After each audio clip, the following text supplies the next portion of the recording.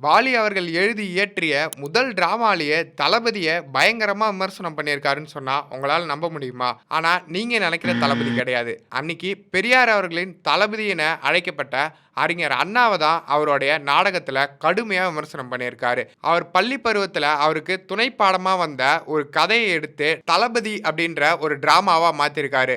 அந்த டிராமால வர தளபதின்ற கதாபாத்திரத்தை பயங்கரமா விமர்சனம் பண்ணி வசனங்களை வாலி அவர்கள் எழுதியிருப்பாரு. இதை பார்த்தவங்களுக்கு பயங்கர அதிர்ச்சியும் ஆச்சரியத்தையும் கொடுத்தது. அண்ணாவுடைய தொண்டர்கள் சில பேர் வாலி அவர்களை அந்த சமயத்துல தாக்க கூட முற்பட்டாங்க. அதன் பிறகு வாலி அவர்கள் அவர் நண்பர்கள் தயாரிக்கிற டிராமாக்கள்ல பாடலாசிரியரா பாடல் எழுதிட்டு இருந்தாரு. இரண்டாவதா வாலி அவர்கள் மலர் மஞ்சனம் அப்படின்ற ஒரு டிராமாவை தயாரிச்சாரு.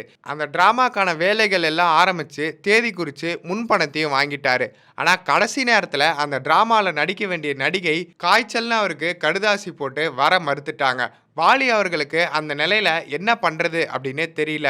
அந்த நேரத்துல அந்த ஊருக்கு தற்செயலா டிராமா போட வந்த ஒரு டிராமா குரூப்ல இருக்கிற தர்மா மால் அப்படின்னு ஒருத்தவங்கள நடிக்க வைக்கலான்னு முடிவு செஞ்சாரு. நடிக்க வைக்கிறதுக்காக அவங்க கிட்ட வாலி அவர்கள் கேட்டாரு. அவங்களுக்கு இருந்த பல இக்கட்டான சூழ்நிலைகளை கடந்தும் தர்மா மால் அந்த நாடகத்துல நடிக்க ஒத்துக்கிட்டாங்க.